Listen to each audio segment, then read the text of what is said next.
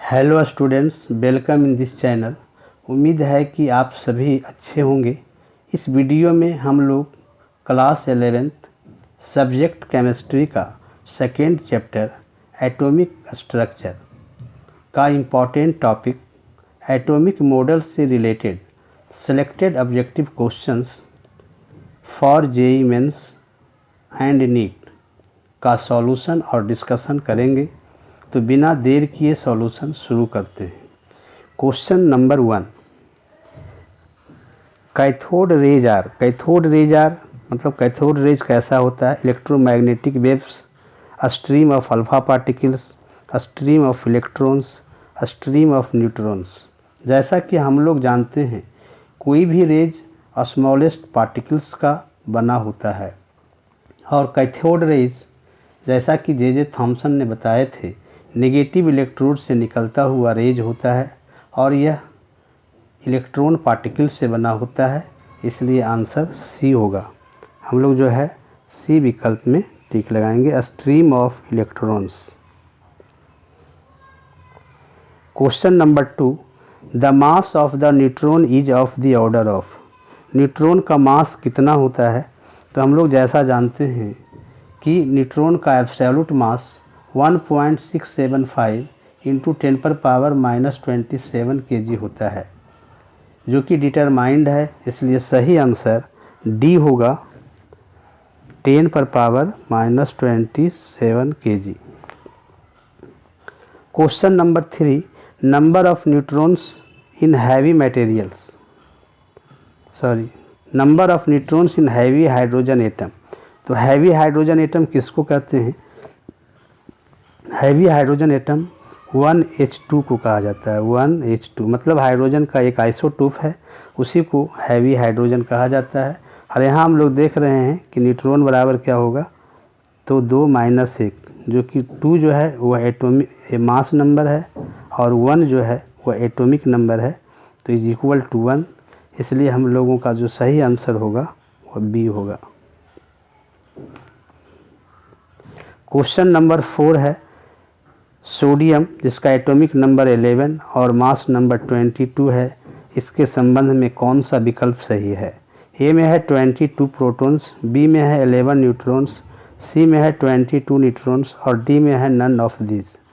तो यहाँ भी हम लोग क्या करेंगे, न्यूट्रॉन की संख्या निकाल के देखते हैं, प्रोटॉन की संख्या। तो चूँकि प्रोटॉन की संख्या एटॉमिक नंबर के बराबर होता है और जैसा कि यहाँ एटॉमिक नंबर 11 है, इसलिए ये विकल्प सही नहीं है। और न्यूट्रॉन की संख्या अगर हम लोग अभी निकाले थे, न्यूट्रॉन बराबर होता है एटॉमिक मास नंबर मतलब 22 minus atomic number 11 is equal to 11। That means इसमें 11 न्यूट्रॉन्स है, तो आपका जो सही आंसर होगा वो बी होगा। क्वेश्चन नंबर 5 है atomic number is equal to the. Atomic number का डिफिनेशन होता है कि किसी भी एटम के न्यूक्लियस में उपस्थित कुल प्रोटॉन की संख्या को एटॉमिक नंबर कहते हैं। और जैसा कि यहाँ देख रहे हैं कि विकल्प बी में अवेलेबल है कि number of protons in the nucleus, तो आपका जो सही आंसर होगा वह बी होगा, number of protons in the nucleus.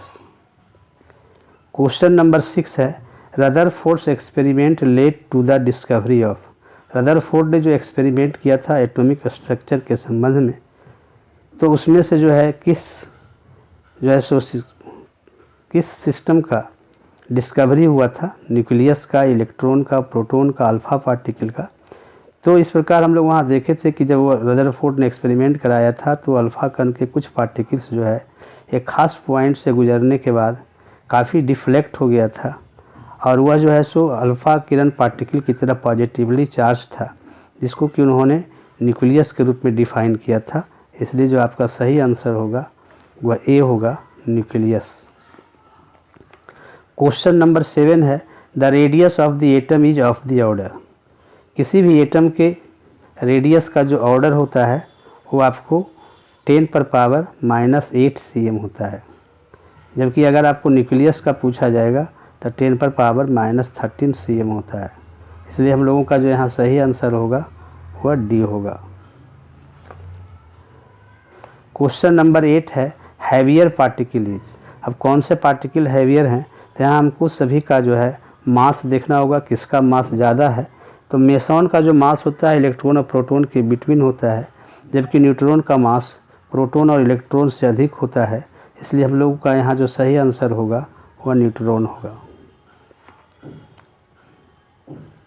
Question number 9 है, which of the following is not iso electronic. इसमें से कौन आइसो इलेक्ट्रॉनिक नहीं है। तो आइसो इलेक्ट्रॉनिक वैसे स्पीसीज को कहते हैं जिसमें इलेक्ट्रॉन की संख्या समान होती है। क्योंकि यहाँ सोडियम प्लस के पास भी 10 इलेक्ट्रॉन है, मैग्नीशियम +2 के पास भी 10 इलेक्ट्रॉन है, ऑक्सीजन 2- के पास भी 10 इलेक्ट्रॉन है, जबकि Cl- के पास 18 इलेक्ट्रॉन है। इसलिए Cl- आइसो इलेक्ट्रॉनिक नहीं होगा और हम लोगों का जो सही आंसर होगा वह डी होगा। क्वेश्चन नंबर 10 है, the orbit in Rutherford model is.